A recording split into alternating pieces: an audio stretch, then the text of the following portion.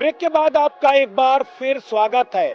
आस्था के महाकुंभ की news one India की महाकवरेज लगातार जारी है। महाकुंभ की इतनी बड़े आयोजन, इस व्यवस्था और सुरक्षा को देखकर हर कोई हतप्रभ है। जो कल तक विरोध कर रहे थे, आज वो मौलाना भी इस पूरी व्यवस्था के मुरीद हो गए हैं। और ये सब कुछ संभव हो पाया है मुख्यमंत्री योगी आदित्यनाथ की मेहनत और लगन की बदौलत। हालात तो ये हैं कि अब पाकिस्तान भी मुख्यमंत्री योगी आदित्यनाथ के इस महाकुंभ के महाआयोजन का मुरीद बन गया है। जरा रिपोर्ट देखिए। महाकुंभ की दुनिया में तारीफ, मौलाना हुए योगी के मुरीद। शानदार व्यवस्था पर पाकिस्तान फिदा। श्रद्धालु बोले धन्यवाद योगी जी।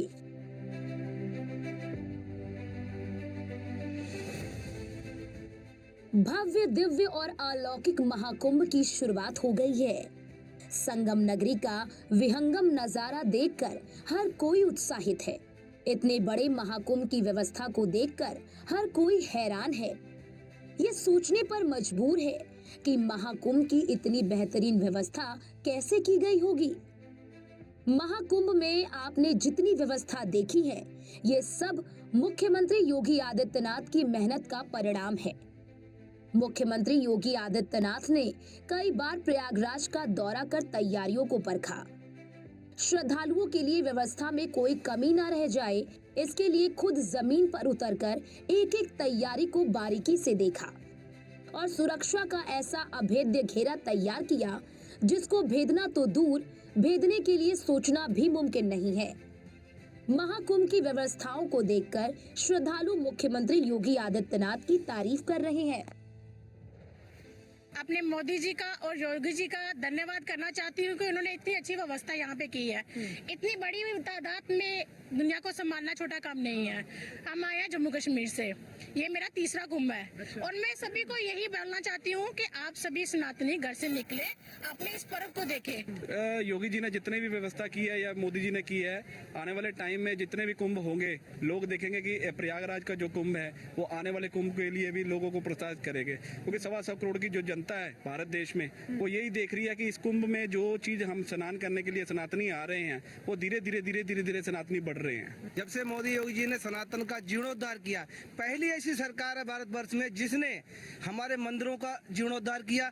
नहीं तो अभी तक हम लोगों को मंदिरों को पता ही नहीं था पुराने मंदिर कहाँ से निकल के आ रहे हैं, और आज नए मंदिरों का निर्माण हुआ, कॉरिडोर बन रहे हैं, जिससे बच्चों में एक उत्साह बढ़ रहा है कि हमारे सनातन के प्रति जागरूकता बढ़ रही है। वरना तो हमारे बच्चे भूल ही चुके थे कि हाँ कोई हमारे भारतवर्ष में मंदिरों का इतना बड़ा पर्व है, इतने बड़े पर्व मनाए जा सकते हैं। मैनेजमेंट बहुत सही है। 50 करोड़ तक यहाँ पे जनता आने की आसार है, और जो भी है जहाँ पे भी आप देख रहे हो कहीं पे कोई भी दिक्कत नहीं है। सिक्योरिटी है, लेडीज की सिक्योरिटी है, हर बच्चे से लेके बूढ़ों तक की सिक्योरिटी है, खान पान की व्यवस्था सही है। और मैं धन्यवाद करूंगी योगी जी का और मोदी जी का कि उन्होंने इतना भव्य दिव्य जो यहाँ पे समारोह है, तो उसमें उन्होंने छोटी से छोटी बारकाई भी उन्होंने वहाँ पे ये मिस नहीं की है। तो हर एक बात के लिए उनका धन्यवाद। मैं देख रही हूँ सुबह 4 बजे से जो स्वच्छ कर्मचारी है वो लगे हुए हैं, पुलिस कर्मचारी है, उनका व्यवहार बहुत अच्छा है। नहीं तो देखते हैं कि भीड़ होती है तो पुलिस कर्मियों का व्यवहार बदल जाता है, लेकिन योगी जी ने इस तरह की व्यवस्था की हुई है कि पुलिस कर्मी भी बहुत अच्छे व्यवहार से बात कर रहे हैं। और इतनी अच्छी व्यवस्था रही है कि आपको संगम घाट तक पहुँचने में कोई भी दिक्कत नहीं है। किसी भी तरह की आपत्तिजनक घटना होने का कोई चांस ही नहीं है, क्योंकि जहाँ योगी जी हैं वहाँ पर इस तरह की घटना नहीं हो सकती। मुख्यमंत्री योगी आदित्यनाथ तारीफ महज श्रद्धालु ही नहीं कर रहे, बल्कि मौलाना भी सीएम योगी आदित्यनाथ के मुरीद हो गए। वक्फ की जमीन पर कुंभ मेले का आयोजन का बयान देने वाले मौलाना अब सीएम योगी आदित्यनाथ के कायल हो गए हैं।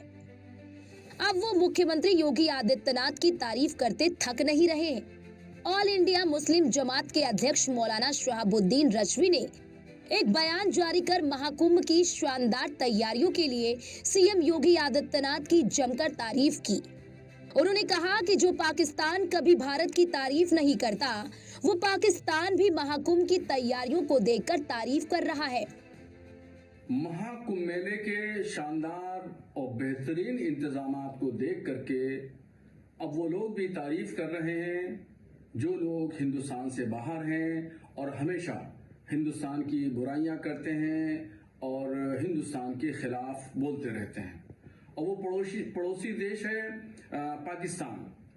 पाकिस्तान की आवाम ने इंटरनेट मीडिया से जो कुंभ के मेले की तैयारियां, वहाँ के बेहतर इंतजाम और रख रखाव और सजावट जो देखी है, उस पर पाकिस्तान की आवाम खूब तारीफें कर रही है।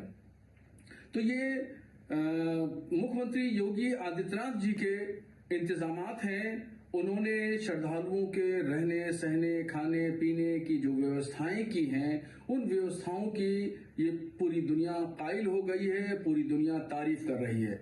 और पड़ोसी देश पाकिस्तान भी और वहाँ की अवाम और वहाँ के जो दानिश्वर तबका है, वो लोग भी अब कुंभ के मेले की तारीफें कर रहे हैं।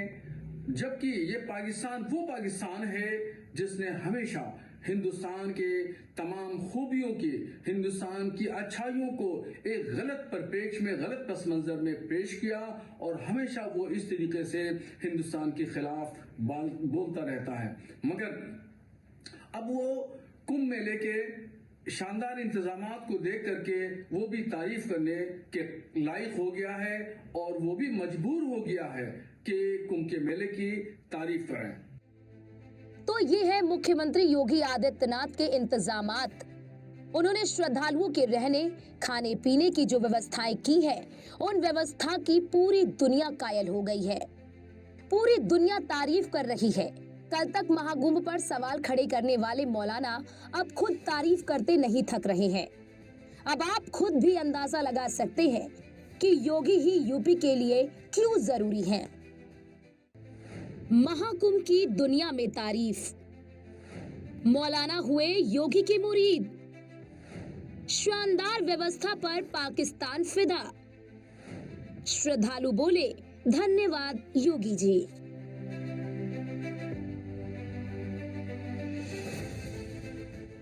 भव्य दिव्य और अलौकिक महाकुंभ की शुरुआत हो गई है। संगम नगरी का विहंगम नजारा देखकर हर कोई उत्साहित है। इतने बड़े महाकुंभ की व्यवस्था को देखकर हर कोई हैरान है। ये सोचने पर मजबूर है कि महाकुंभ की इतनी बेहतरीन व्यवस्था कैसे की गई होगी। महाकुंभ में आपने जितनी व्यवस्था देखी है, ये सब मुख्यमंत्री योगी आदित्यनाथ की मेहनत का परिणाम है। मुख्यमंत्री योगी आदित्यनाथ ने कई बार प्रयागराज का दौरा कर तैयारियों को परखा।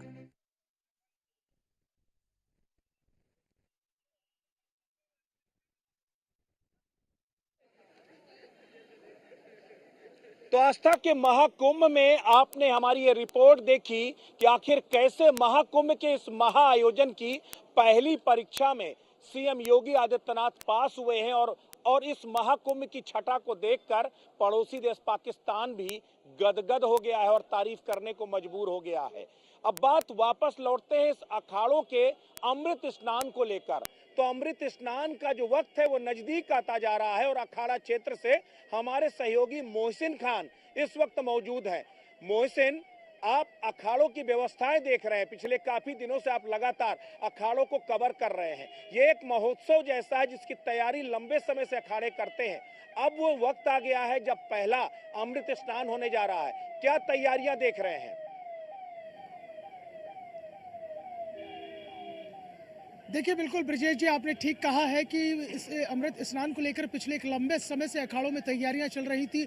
अब चूंकि वक्त बेहद नज़दीक आ गया है, सुबह जो है ब्रह्म मुहूर्त 5:27 पर शुरू होगा और वो 6:21 पर ख़त्म होगा। ब्रह्म मुहूर्त जो है, ब्रह्म मुहूर्त में जो है स्नान करेंगे सबसे पहले पंचायती श्री महानिर्वाणी अखाड़ा और उनके साथ में अटल अखाड़ा होगा। उसके बाद में जो है अभिजित मुहूर्त का निर्माण होना शुरू हो जाएगा। तो यानी कि कुल मिलाकर जो यहाँ पर तैयारियाँ हैं वो बिल्कुल अंतिम चरण चरण में चली गई हैं और साधु संतों में इस बात को लेकर बेहद उत्साह है कि अब अमृत स्नान का जो वक्त है वो बेहद करीब आ गया है। तो सबसे पहले जो तैयारी की है वो पंचायती श्री महानिर्वाणी अखाड़ा और अटल अखाड़ा ने की है। उन्होंने अपना क्रम तैयार कर लिया है। उन्हें सब ने अपने आपस में बैठकर ये बातचीत कर ली है कि जो रास्ता प्रशासन की ओर से बताया गया है, जिस पेंटून ब्रिज से उन्हें निकलना है, वो पेंटून ब्रिज से जो है वो वहाँ से प्रस्थान करेंगे और प्रस्थान करने के बाद में सीधा जो है त्रिवेणी घाट पर पहुंचेंगे और वहाँ पर जाकर अमृत स्नान होगा।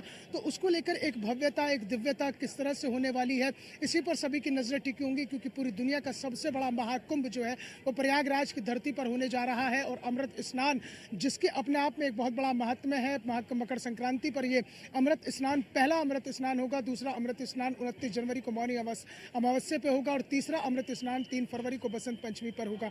तो कुल मिलाकर जो 13 अखाड़े हैं, उन 13 अखाड़ों में सबसे बड़ी बात है, तैयारियां पूरी हो चुकी सबसे हैं। अहम बात यह है कि जो 13 अखाड़े हैं ये बारी बारी से स्नान करते हैं और कहते हैं जब अखाड़े स्नान के लिए निकलते हैं तो पूरा इलाका नो मेंस लैंड में तब्दील हो जाता है। यानी वहां पर केवल नागा सन्यासियों को छोड़कर कोई भी वहां पर उनके रास्ते पर नहीं आ सकता, उस संगम के क्षेत्र में नहीं आ सकता। जो है उसको लेकर के क्या कुछ इंतजामात प्रशासन की तरफ से किए गए हैं, कितनी तैयारियां की गई हैं?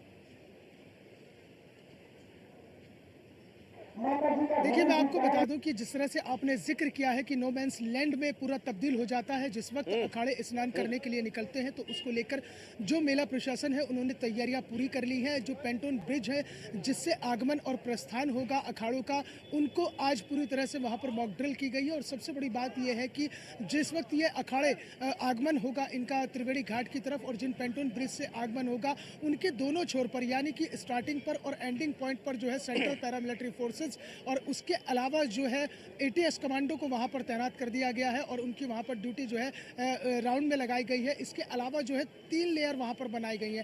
फर्स्ट लेयर में जो है एटीएस कमांडो रहेंगे, उसके बाद में जो है सीआरपीएफ यानी सेंट्रल पैरामिलिट्री फोर्सेज रहेगी, फिर आरएएफ यानी कि रैपिड एक्शन फोर्स, उसके बाद में पुलिस।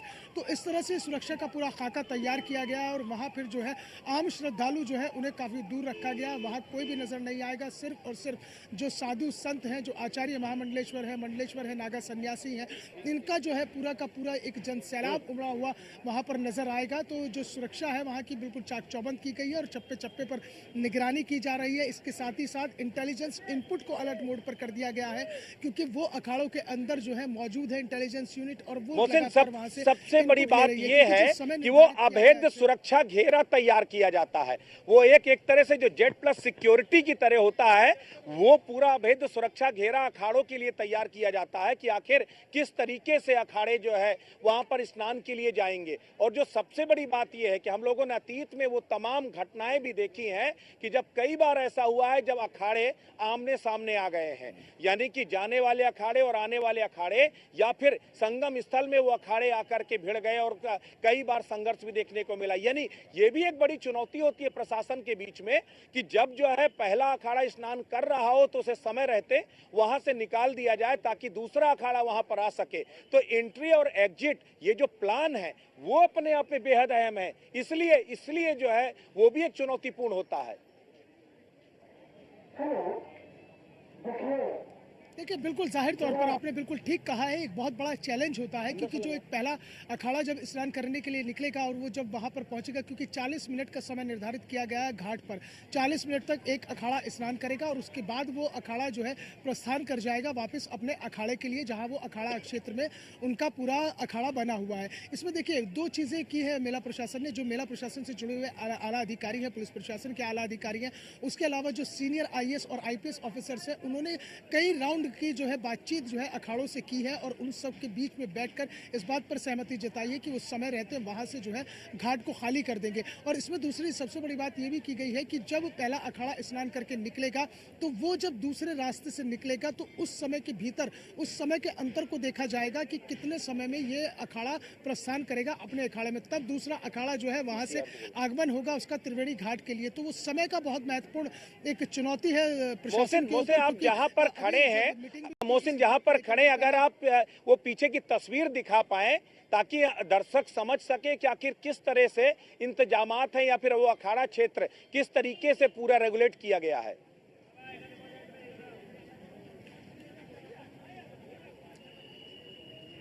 देखिए ब्रजेश जी, मैं आपको बताऊं क्योंकि जो एक नेटवर्क इशू है उसको लेकर तमाम दिक्कतें हैं, लेकिन इतना है कि जो अखाड़ा क्षेत्र है उसमें सबसे ज़्यादा जो सिक्योरिटी का पॉइंट ऑफ व्यू है वो यही है कि जब भी अखाड़ा पहले स्नान करने के लिए निकलेगा, क्योंकि पंचायती श्री महानिर्वाणी अखाड़ा अटल अखाड़े के साथ स्नान करने के लिए सबसे पहले निकलेगा, तो वहाँ पर उनके मुख्य द्वार से लेकर और जो रास्ता है जो पेंटोन ब्रिज तक आता है उसे पूरी तरह से कॉर्डन ऑफ किया गया है, बैरिकेटिंग लगाकर कॉर्डन ऑफ किया गया है। इसके अलावा रस्से सुबह के वक्त में डाल दिए जाएंगे ताकि कोई और दूसरा व्यक्ति उस बीच में प्रवेश ना कर पाए जब साधु संत और नागा सन्यासी वहां से निकलेंगे। और फिर जो एंट्री पॉइंट होगा, एंट्री पॉइंट पर जो है पूरे सुरक्षा घेरे के बीच में जो है ये तमाम नागा सन्यासी और तमाम आचार्य महामंडलेश्वर जो है वो त्रिवेणी घाट की तरफ प्रस्थान करेंगे। और उसमें सबसे महत्वपूर्ण ये रहने वाला है कि आरएएफ रैपिड एक्शन फोर्स के जो जवान हैं उन्हें इनके साथ तैनात किया गया है कि वो धीरे धीरे पीछे चलेंगे, एक तरह से एस्कॉर्ट जिसे कहते हैं वो एस्कॉर्ट में लेकर जो है वो त्रिवेणी घाट तक लेके आएंगे। तो तमाम ये चीजें रहने वाली हैं। देखिए और जो सुबह में मोहसिन, जरा हम लोग अपने दर्शकों को कुछ ब्रीफ भी करते जाएं, क्योंकि जो अखाड़ों का क्रम है, अखाड़े चूंकि अपने क्रम में जो है जब 7 सन्यासी अखाड़े, 3 बैरागी अखाड़े और 3 उदासीन अखाड़े, यानी 13 अखाड़े बारी बारी से स्नान करते हैं। वो जो स्नान का क्रम है वो पहले से तय है, यानी सबके बीच का जो ड्यूरेशन है वो स्नान के लिए 40 मिनट का है। 1 घंटे का आपका ट्रेवलिंग का, यानी 1 घंटे आने का और 1 घंटे वापस जाने का और 40 मिनट आप स्नान करने का, तो ये 2 घंटे 40 मिनट एक अखाड़े का जो ट्रेवलिंग टाइम है, ओवरऑल टाइम, वो कहीं ना कहीं जो है 2 घंटे 40 मिनट का है। 1 घंटे में अखाड़ा अपने जो है अखाड़े से प्रस्थान करता है, उसके बाद संगम स्थल तक पहुंचता है, 40 मिनट स्नान करता है, फिर वहां से एग्जिट पॉइंट से निकलता है, तब तक इस बीच में दूसरा अखाड़ा वहां से निकलता है। तो ये जो प्रक्रिया है, एक अखाड़े को की कोशिश अहम होता है और यही सबसे बड़ी चुनौती भी है। कहते हैं यही रात अंतिम और यही रात भारी, तो प्रशासन के लिए पूरी चुनौतियों को परखने का ये आखिरी मौका है, क्योंकि सुबह 5 बजे पूरे लाव लश्कर के साथ, शानो शौकत के साथ अपने अखाड़े से निकलेंगे। तो कहते हैं ना कि अलमस्त गजराज चला अलमस्त निडर, तो जो गजराज है यानी कि जिस तरह से हाथी अपनी मस्तानी चाल पे चलता, उसी तरह अखाड़े पूरी तरीके से मंत्रमुग्ध होकर के गंगा मैया की तरफ जो है संगम की तरफ, संगम में डुबकी लगाने के लिए प्रस्थान करते हैं।